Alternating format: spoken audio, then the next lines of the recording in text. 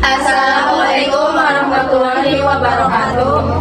Kami dari kelompok 5 akan mempresentasikan materi bab 9, materi menciptakan ekuitas merek. Sebelumnya, izinkan perkenalkan terlebih dahulu. Izinkan perkenalan dari sebelah kanan.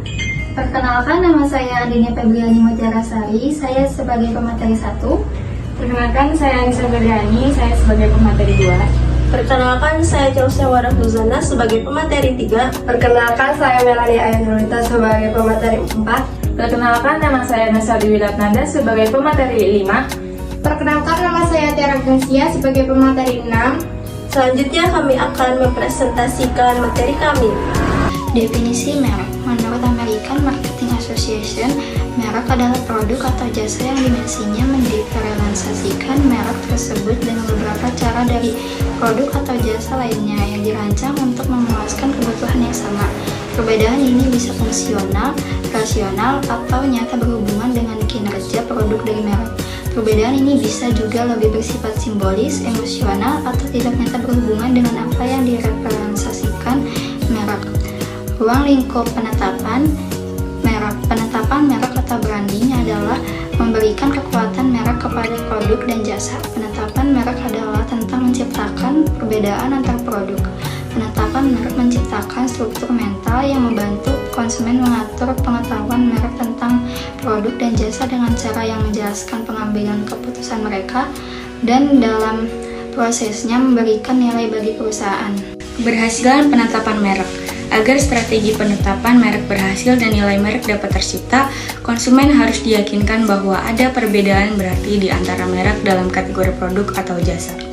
Perbedaan merek sering berhubungan dengan atribut atau manfaat produk itu sendiri. Gillette, merek 3M, dan merek lainnya menjadi pemimpin dalam kategori produk. Mereka selama beberapa dekade, sebagian berkat inovasi berkelanjutan. Merek lain menciptakan keunggulan kompetitif melalui sarana yang tidak berhubungan dengan produk.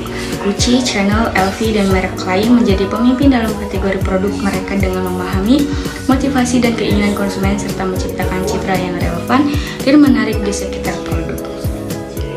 Definisi ekuitas merek. Ekuitas merek dan equity adalah nilai tambah yang diberikan pada produk dan jasa. Ekuitas merek dapat tercermin dalam cara konsumen berpikir, merasa, dan bertindak dalam berhubungan dengan merek dan juga harga pangsa pasar. Dan profitabilitas yang diberikan merek bagi perusahaan. Ekuitas merek berbasis pelanggan customer based brand equity adalah pengaruh diferensial yang dimiliki pengetahuan merek atas respon konsumen terhadap pemasaran merek tersebut. Sebuah merek mempunyai ekuitas merek berbasis pelanggan yang positif dan negatif.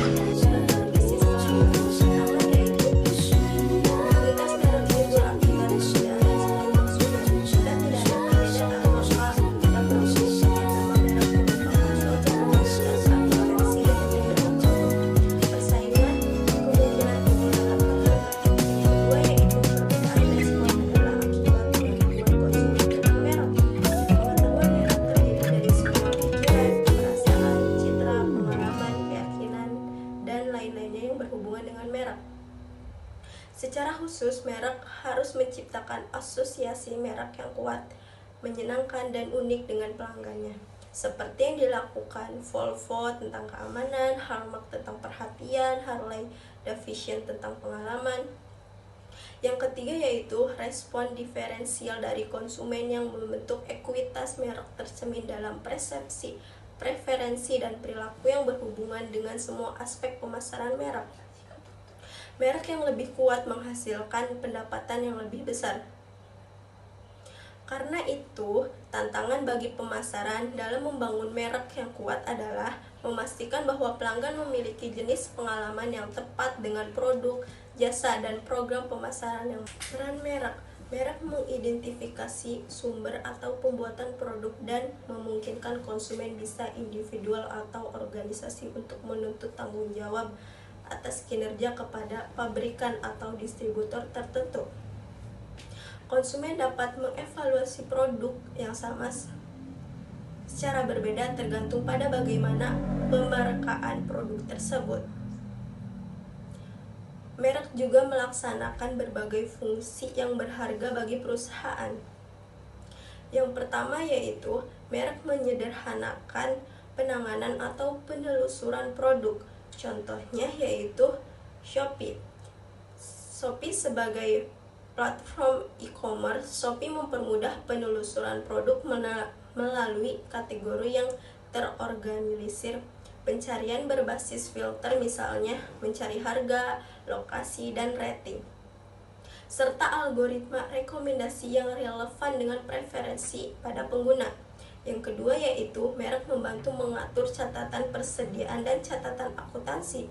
Contohnya yaitu QuickBooks. QuickBooks adalah perangkat lunak akuntansi yang sangat populer yang membantu usaha kecil dan menengah untuk mengelola catatan akuntansi, termasuk pengelolaan persediaan laporan keuangan, persediaan pelacakan transaksi.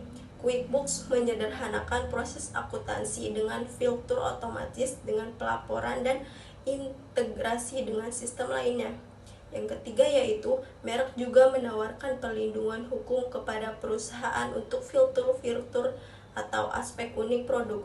Contohnya yaitu Patreon. Patreon adalah platform untuk para kreator yang memungkinkan mereka untuk melindungi karya kreatif mereka dengan cara memberikan perlindungan hak cipta dan lisensi. Patreon menyediakan perlindungan hukum bagi konten yang unik yang diunggah oleh kreator, menjaga agar hak kekayaan intelektual mereka tidak disalahgunakan. Model ekuitas merek. Penilaian aset merek yaitu diferensiasi, energi, relevansi, harga diri, dan pengetahuan. Dan selanjutnya brand terikat keunggulan, kinerja, relevansi, kehadiran. Lalu kemudian ada model ekor, mengembangkan identitas merek, tujuan, janji merek kepada pelanggan, dan citra merek. Model resonansi merek, keutamaan merek, kinerja merek, pencitraan merek, penilaian merek, pemasaran merek, dan resonansi merek. Membangun ekuitas merek, memilih elemen seperti merek, merancang kegiatan pemasaran holistik, dan mengangkat asosiasi sekunder. Mengukur ekuitas merek. Karena kekuatan merek terletak dalam pikiran konsumen dan cara merek mengubah respon konsumen terhadap pemasaran, ada dua pendekatan dasar untuk mengukur ekuitas merek. Yang pertama itu ada pendekatan tidak langsung, yaitu menilai sumber ekuitas merek yang potensial dengan mengidentifikasi dan melacak struktur pengetahuan merek konsumen. Contohnya, asosiasi sekunder, seperti menghubungkan merek dengan informasi lain dalam ingatan konsumen seperti sumber, lokasi geografis, saluran distribusi, dan lain-lain. Yang kedua itu ada pendekatan langsung, yaitu menilai dampak aktual pengetahuan merek terhadap respon konsumen pada berbagai aspek pemasaran. Contohnya survei langsung, seperti mendengarkan pendapat asli dari pelanggan melalui survei tatap muka atau telepon. Ya, kedua pendekatan umum ini saling melengkapi dan pemasar dapat menerapkan keduanya. Dengan kata lain, agar ekuitas merek dapat melaksanakan fungsi strategis yang berguna dan memandu keputusan pemasaran. Oke, selanjutnya yaitu mengelola ekuitas merek. Pengelolaan merek yang efektif membutuhkan tindakan pemasaran jangka panjang karena respon pelanggan terhadap aktivitas pemasaran tergantung pada apa yang mereka ketahui tentang sebuah merek. Tindakan pemasaran jangka pendek dengan mengubah pengetahuan merek sangat mempengaruhi peningkatan atau penurunan kesuksesan jangka panjang tindakan pemasaran di masa depan. Yang pertama itu ada penguatan merek. Sebagai aset perusahaan yang umurnya panjang, merek perlu dikelola dengan seksama sehingga nilainya tidak menyusut. Memperkuat ekuitas merek membutuhkan inovasi dan relevansi di seluruh program pemasaran. Satu bagian penting dari penguatan merek adalah menyediakan dukungan pemasaran yang konsisten dalam jumlah dan jenisnya. Yang kedua itu ada revitalisasi merek. Hal pertama yang harus dilakukan dalam merevitalisasi merek adalah memahami sumber-sumber apa dari ekuitas merek yang bisa dipakai sebagai awal langkah. Selanjutnya, saya akan menjelaskan materi mengenai merencanakan strategi penetapan merek. Yang pertama yaitu keputusan penetapan merek. Langkah pertama dalam strategi merek adalah membuat keputusan penetapan merek.